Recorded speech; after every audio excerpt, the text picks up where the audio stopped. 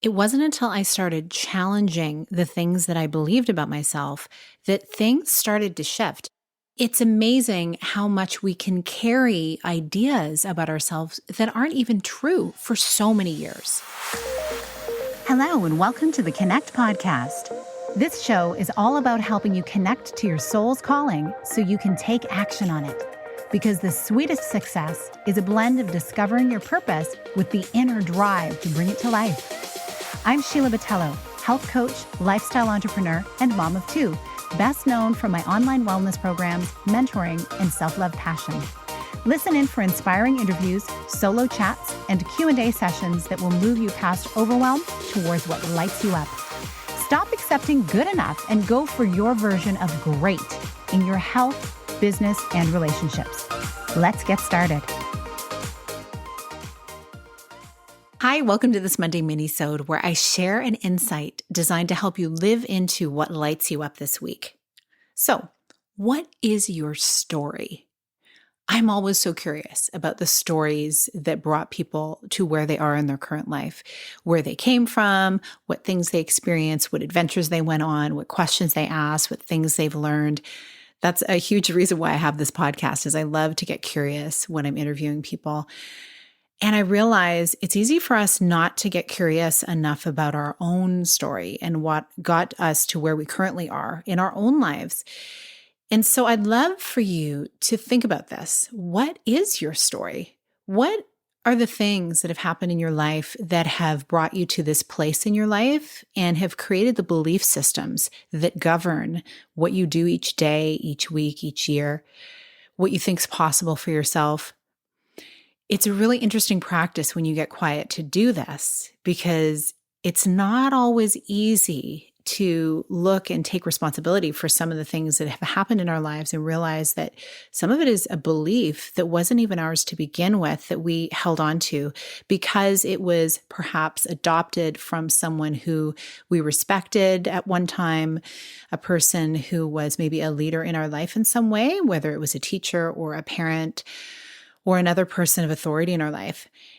And when we start questioning some of these stories that make up the fabric of our life, it can be painful because we realize if our beliefs were just a little bit different, maybe we would be in a different place.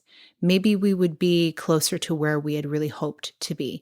And this is something even 20-somethings talk about, 30-somethings. It tends to happen when you get a little older. You start really looking back and saying, wow, I had these ideas. What was it that stopped me? What created these habits that made me realize what I was capable of or not capable of? And so often it is a story. It is a belief that we've either adopted or we've honed over time. And I invite you into the idea that your stories, the stories that you tell yourself, the stories that you choose to believe are creating the quality of your life. And you do have the ability to choose to shift the story to something different, to something that you want.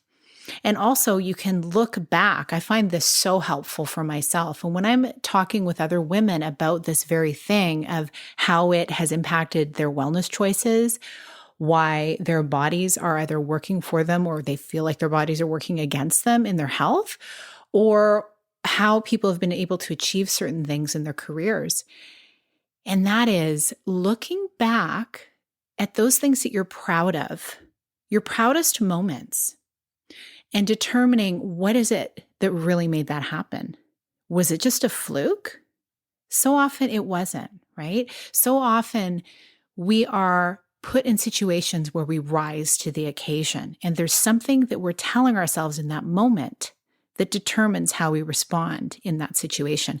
So I invite you to go back and look at those areas of your life you're proud of, and what were the driving forces? What were the beliefs? Because some areas of our life, we feel unstoppable. We feel like I'm the expert in this area. I always do well in this. And then there's other parts of our life where we feel like, oh my gosh, I just can never seem to get where I want to go in this particular area. And there is a story somewhere buried deep within. In this space, we can get stuck a lot looking back. I do find value, though, in earmarking some time to go deep, to get to the root of these things so that we can then take actions towards moving through it, creating new stories, getting to where we want to go. We don't want to spend so much time just looking backwards that we forget completely to move forward. However, it is a good place to begin. And it's something that I like to walk along the journey with people of. And it's incredible to see what happens when you have those light bulb moments. And when you make this a practice of every now and then doing this, whether it's quarterly or even annually, like obviously quarterly, you're going to see some progress when you're doing it a little bit more regularly, but you're still able to be immersed in your current life right now, present in this moment, moving towards your intentions. But when you start to even just consider this idea that your stories either support your life or they're a detriment to the things you want to accomplish, you start to open up this portal in your mind, I feel, that takes you into root causes, root experiences that have informed your life. And I'll give you a little example of this. The other day, I was talking to my son. He was talking to me about how cool it would be to speed read and then remember absolutely everything. So we didn't need to spend a whole lot of time on it. This was during some school time sessions with him. And I said, yeah, that would be really great. And some people they can speed read and they have a photographic memory. And then we got talking about my experience in school. And I had this vivid memory in math where I was always an average student at math. I did okay. And yet the story that my mother always told, God bless her, she was so loving and kind and yet hard on herself in some areas. And this was one of them. And she always said that she wasn't good at math. She was slow with numbers. She couldn't remember them. It wasn't her forte. And so I started to take on her story a little bit. It was in the back of my mind, even though I worked towards doing better, saying, well, I can do differently. I still had that kind of in my mind. Well, if she can't really do great at math, then maybe I can't either. And then by the time I got to grade 11, again, I was an average student in math. I was pretty good at it, but now we were going to the next level in math, into some more complex things. And the teacher was one who just wanted to speed through, go, go, go. And I went to him to ask for help. And he did not even take the time to say, hey, what is your issue with this? And what specifically should we be working on? Here are some things you can do. Here are some resources. Let's earmark some time after class to work on them. I didn't get any of that from him. What I got from him was a very brief, it was like literally a 2-minute conversation of, you by grade 11, you don't need to be taking math. You've got your math credits to graduate. And if it's something you're struggling with, you really don't need to continue. So I suggest you drop the class. And me learning to not question authority and being a good girl, I took his advice. I didn't say to him what I would say now, which is, actually, I'd really like to stick this out. I'd like to get some help. If you can't help me, who can? But I didn't do that. I was a different person then, right? I was at a different place in my journey and growth. And so I dropped math and went into some other thing like interior design or something like that, which that was fun. I didn't have the stress of the course anymore. But I allowed the story that first I had kind of embodied from my mother and then what he told me to determine what my future was. Now, has that impacted my life that I didn't take grade 11 math? Actually, what's remarkable is I went on to home educate my kids from the time they were 3.5, and I was grateful for beautiful resources. And one of them is this beautiful program called Math UC, where there's videos and there are workbooks and all of these kinds of things to support you in learning. And as I was teaching my boys the very simple things, I started to follow a different way of learning math right from the beginning all the way through, because I was walking them through that journey.